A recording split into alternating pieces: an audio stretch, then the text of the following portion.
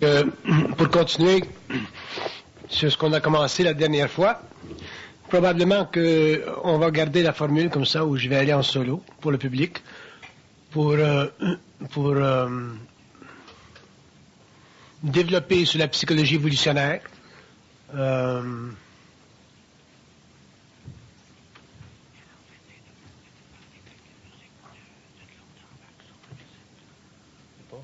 OK. Et l'approfondir, l'amener au public. C'est le seul moyen que j'ai pour le moment d'amener cette science au public, c'est de à travers ce contact direct comme on a. Je vais vous laisser aussi l'opportunité de poser des questions. Pas trop de questions, mais quelques-unes. Parce qu'il y a des questions que les gens ont qui sont très intéressantes dans ce sens que elles me forcent à gruger dans tout ce matériel. Et comme je ne pense pas,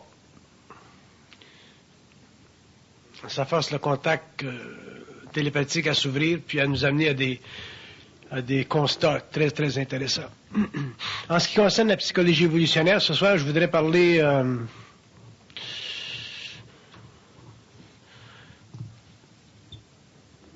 de l'importance de la télépathie chez l'homme. Quand je parle de la télépathie, je ne parle pas de la télépathie comme on le conçoit d'une façon conventionnelle. Pour moi, la télépathie, c'est la fracture du rayon de la pensée, c'est l'abolition du moi, l'élimination technique du je, pas par l'ego, mais par la pensée elle-même, par la source de la pensée. Et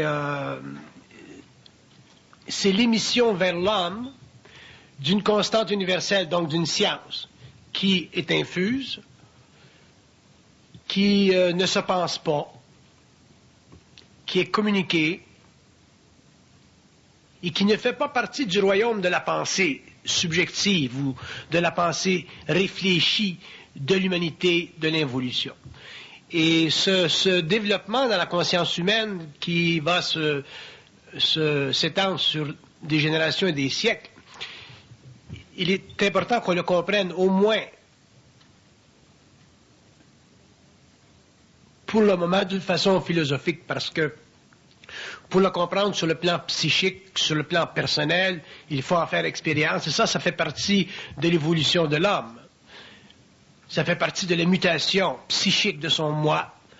Ça fait partie de la nouvelle définition relationnelle qui existe entre l'humain et les plans invisibles. L'homme n'est pas tellement conscient de l'invisible parce qu'il n'est pas en communication télépathique avec. Pour lui, l'invisible, ce sont des zones, ce sont des espaces qui sont plutôt retirés de son expérience. Et pour le moment, à ce stage-ci de l'évolution, pour que l'homme puisse prendre conscience de l'invisible, il lui faut absolument pouvoir communiquer par télépathie. Et ce n'est pas facile parce que les plans, ou les éthers de conscience, ou les mondes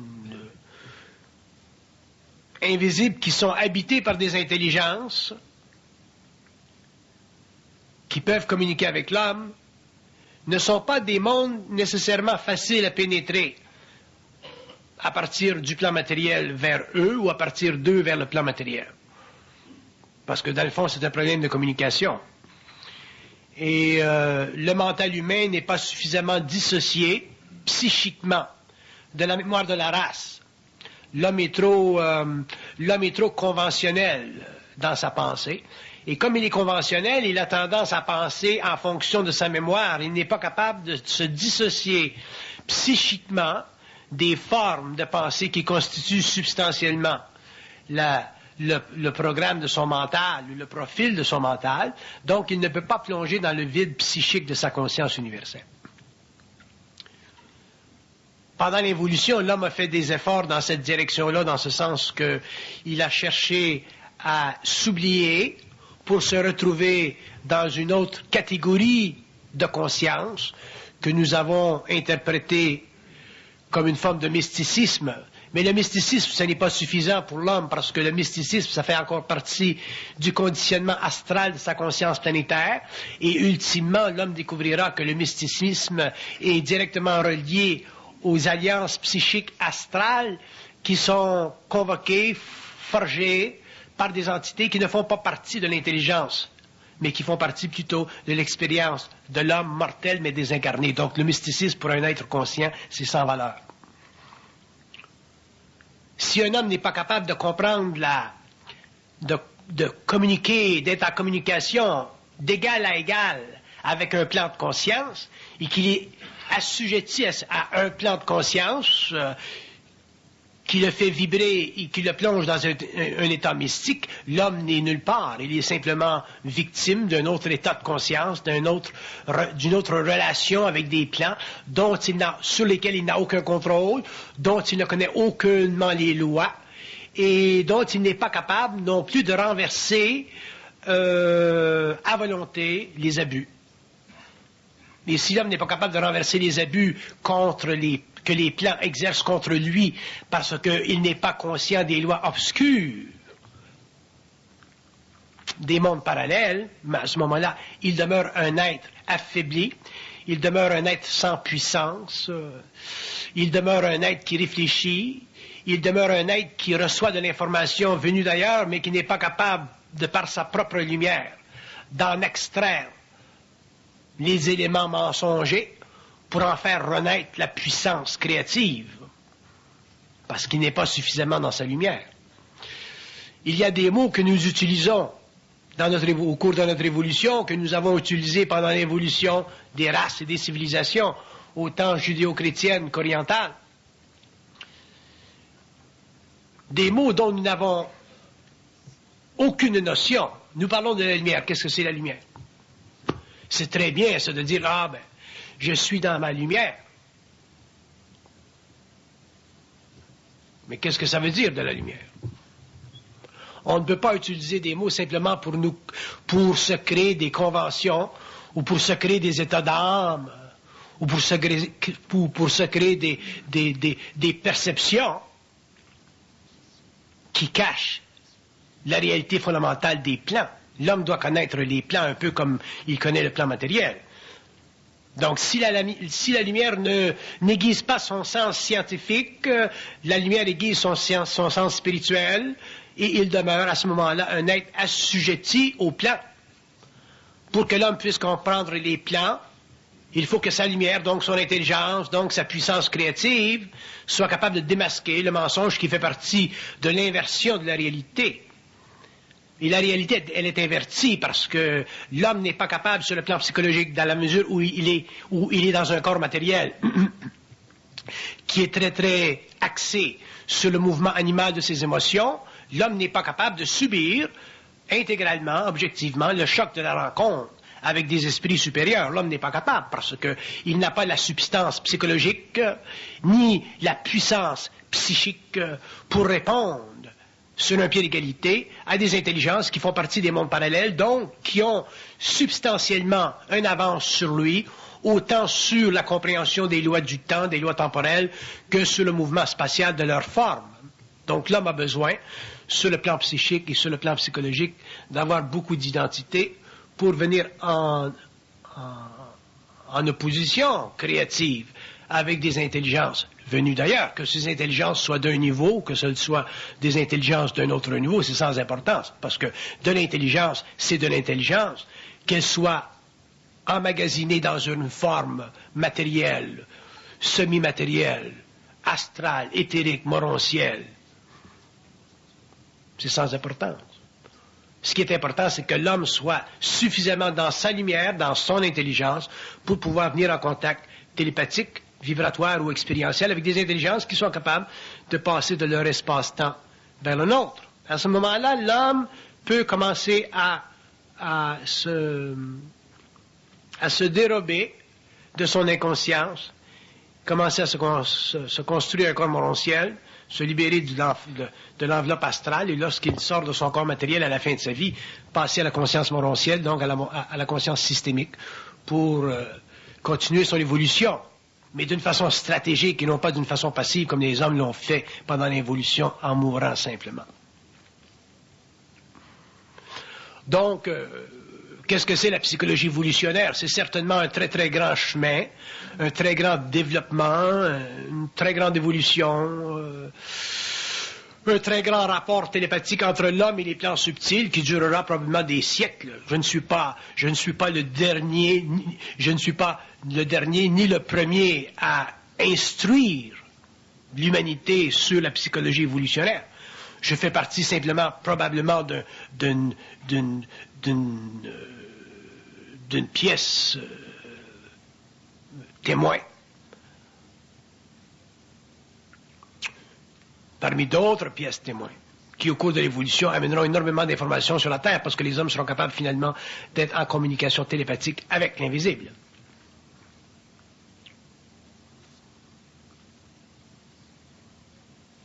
Le concept de l'invisible doit être absolument traversé, c'est-à-dire que nous devons, pour le moment, sur le plan psychologique et sur le plan psychique, l'étudier pour pouvoir éventuellement construire les structures occultes de la conscience humaine pour que l'homme puisse un jour passer du plan matériel à d'autres plans en conscience et finalement réaliser que l'invisible, dans sa nature mystique, n'existe pas.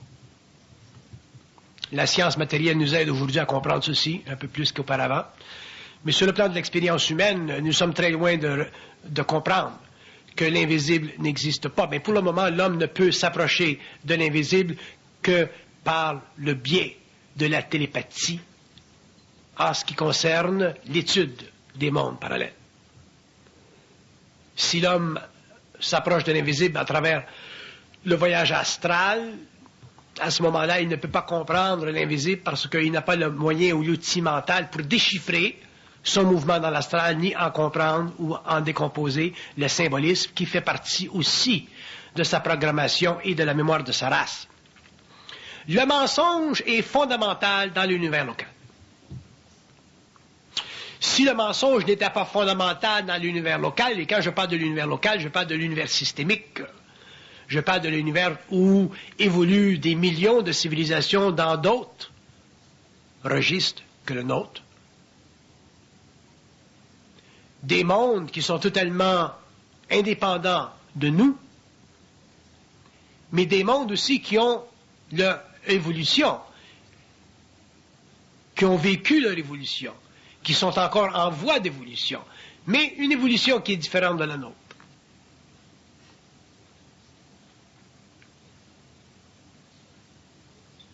Mais il y a une chose qui unit les mondes parallèles, c'est l'intelligence.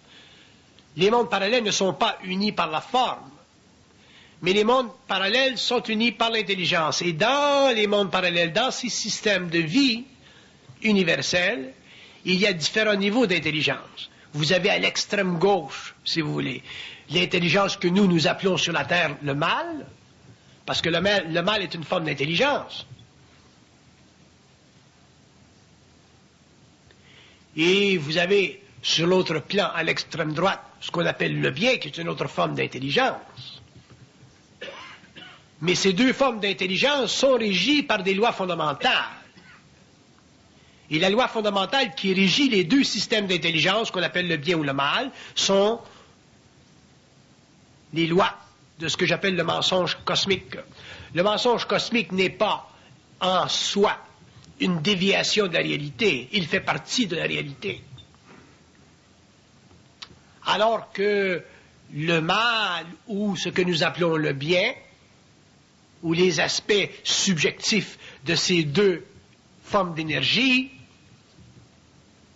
sont des manifestations du mensonge cosmique.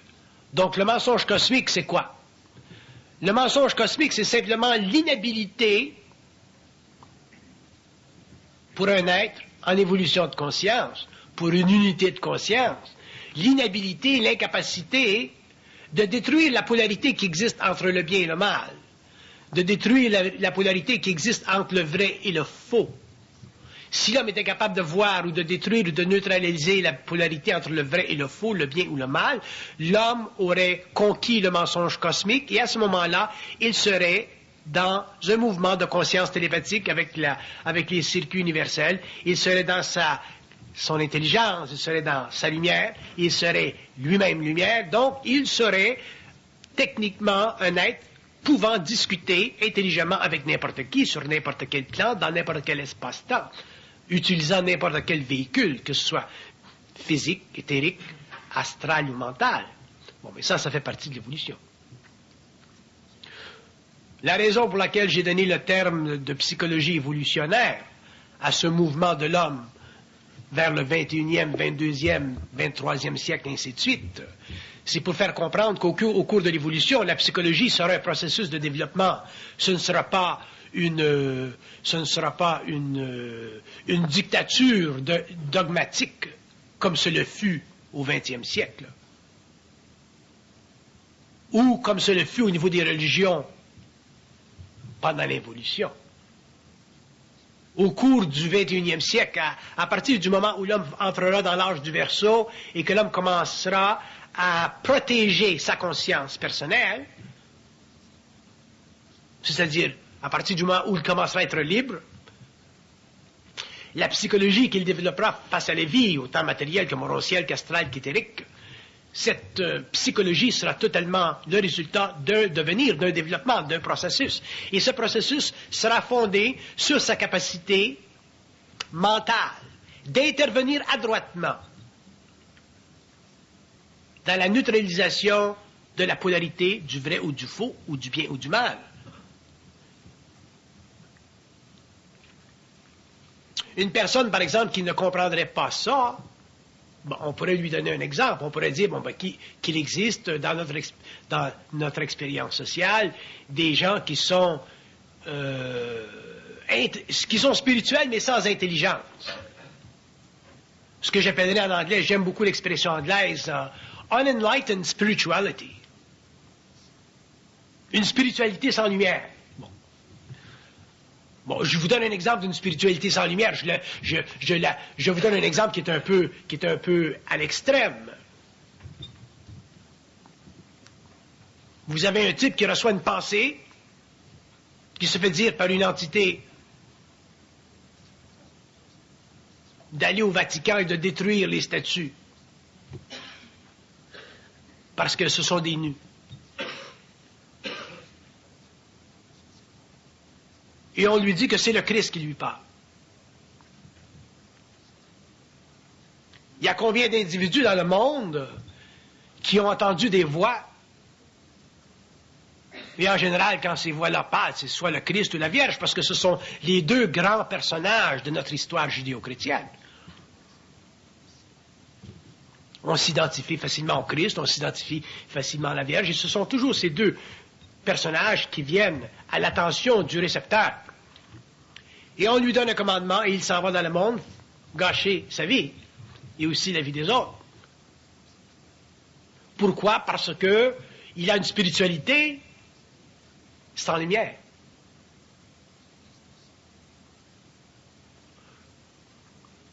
Donc, avoir une spiritualité en soi n'est pas suffisant parce qu'il y a eu trop de crimes commis contre l'humanité au nom de la spiritualité. On n'a qu'à penser à l'Inquisition, on n'a qu'à penser à des Savonarola. Il y en a eu tout partout pendant l'évolution des Savonarola. Des Waco, des Jamestown. Et combien d'autres qu'on ne connaît pas, qui ne sont pas enregistrés dans les annales de notre civilisation. Donc une spiritualité qui est sans intelligence, ça peut être très dangereux parce que les gens qui sont spirituels sont facilement magnétisables au niveau du corps astral, donc ils sont facilement amenés à un état de fanatisme. Et là où il y a fanatisme, il n'y a pas d'intelligence. Et si on va plus loin dans l'étude de ce phénomène qu'on appelle la spiritualité, on s'apercevra un jour qu'un homme intelligent n'est aucunement spirituel. C'est un stage de son évolution qu'il a dépassé. Donc, nous avons dépassé le stage de l'évolution matérialiste, nous dépasserons le stage de l'évolution spirituelle, et un jour, nous entrerons dans le stage de l'évolution mentale, ou supramentale, appelez ça comme vous voulez. Supramentale simplement parce qu'à partir du moment où un homme a une conscience supramentale, il est obligé de s'élever au-dessus de sa conscience mentale, qui est peut-être le siège de sa conscience spirituelle. Mais dans une conscience supramentale, la conscience spirituelle est absolument inexistante. Pourquoi? Parce qu'un homme qui a une conscience mentale est en lutte automatique, instantanée, avec ce qu'on appelle le mensonge cosmique. Donc avec la polarité.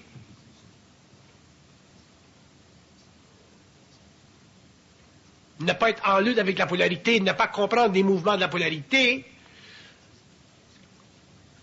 ne pas comprendre la relation subtile qui existe entre le bien et le mal, c'est ne pas être intelligent. Et être intelligent, c'est comprendre ceci. Et c'est pour ça que ce sera très difficile pour l'homme de devenir intelligent, parce que pour comprendre le mal et le bien, pour comprendre la polarité, pour comprendre le mensonge cosmique, pour comprendre le travail qui s'exerce contre l'homme à partir des plans subtils,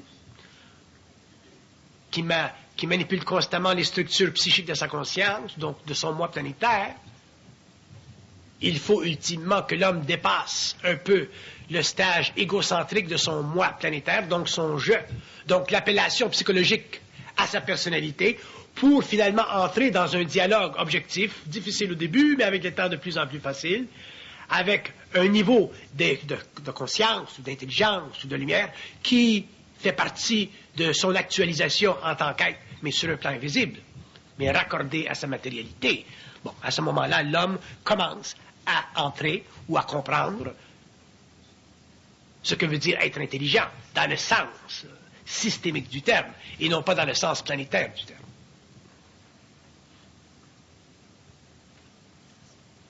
Donc l'évolution, la psychologie évolutionnaire sera certainement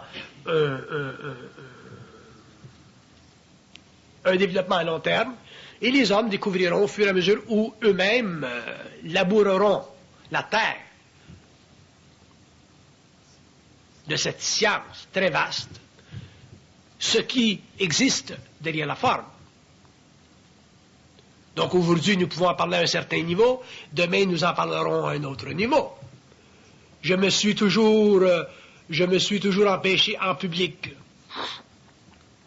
de parler d'autres civilisations parce que je ne veux pas être associé avec les intérêts ou les recherches que les gens font ou les appétits que les gens ont dans cette direction. Sachant très bien que l'homme a beaucoup plus besoin d'une psychologie saine aujourd'hui, ici, pour traiter avec sa journée, son quotidien, que de savoir ce qui se passe dans d'autres espaces-temps. Par contre, si on regarde simplement le grand panorama de l'évolution biologique, systémique, à l'intérieur d'un univers local qui contient des millions de soleils,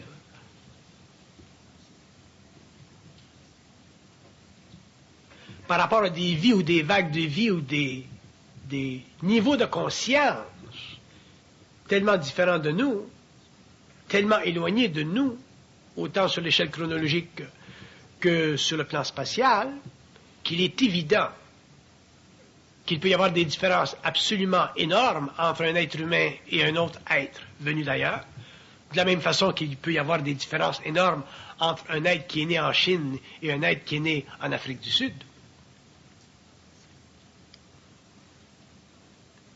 Si nous ne sommes pas assez intelligents pour comprendre par simple comparaison ce que nous avons vécu depuis 100 ans au niveau de la science, pensez à Edison, pensez à Bell, pensez à Lavoisier, pensez à la science d'aujourd'hui, et ça ne fait que 100 ans.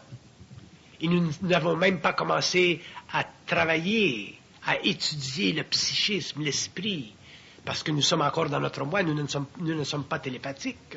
Nous sommes réfléchis, nous étudions par réflexion, et nous avons fait un pas de géant en science depuis 100 ans. Imaginez-vous ce que l'homme fera sur le plan psychique lorsqu'il sera télépathique et qu'il aura fait ceci pendant 10 ans, 15 ans, 100 ans, 200 ans, 500 ans. Il sera forcé à un certain moment donné de laisser de côté sa langue, son langage planétaire, pour finalement utiliser un langage systémique. Parce que son mental, sa télépathie, sa nouvelle façon de comprendre scientifiquement l'universel, l'univers, le forcera à développer une autre langue. Et cette langue sera certainement d'un autre niveau vibratoire, donc elle pourra être comprise, perçue, saisie par une grande masse d'individus, mais dans des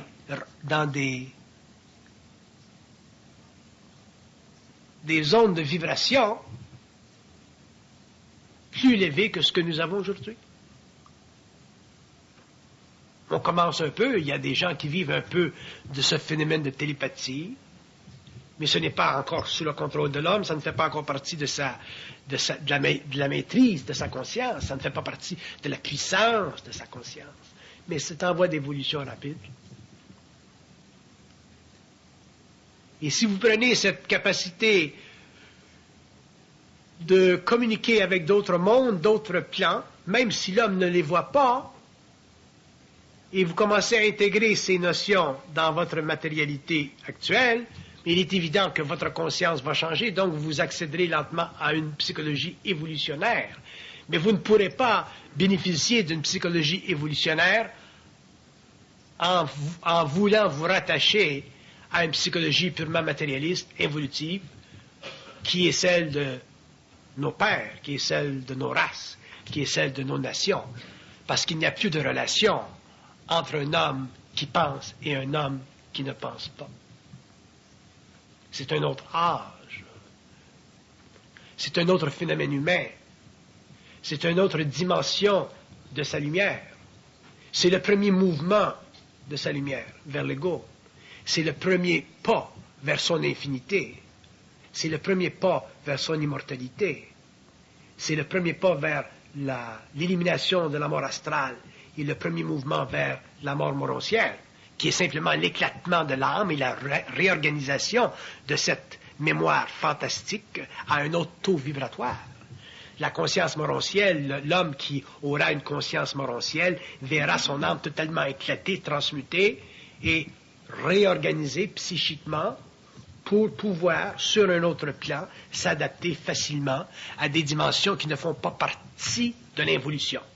L'involution veut dire quoi? L'évolution veut dire la perte de conscience. L'être humain est dans une perte de conscience. L'homme n'a pas conscience. La preuve, il n'a pas d'identité.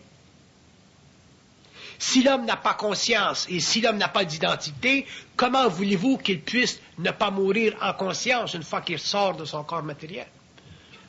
Comment voulez-vous qu'il ne retourne pas au plan astral? Si nous regardons le plan astral du point de vue systémique, du point de vue cosmique, ce n'est pas intéressant. Pour nous, lorsque nous mourrons, nous sommes dans un autre monde, nos parents ne savent pas ce qui se passe, nous vivons ce qui se passe. Par contre, les désincarnés, eux, ils ont un problème. Je vous cite un des problèmes. Une âme qui serait souillée, trop souillée. Quand je dis souillée, je veux dire trop imprégnée de vibrations négatives. Sur le plan astral, elle perd son indépendance. Et une âme qui perd son indépendance en forme astrale ou sur le plan astral, elle peut être récupérée par des intelligences systémiques et ils sont capables d'utiliser cette âme-là, la transborder dans leur système parce qu'ils ont accès au plan astral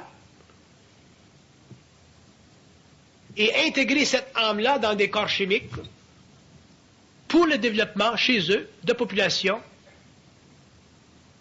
serviles.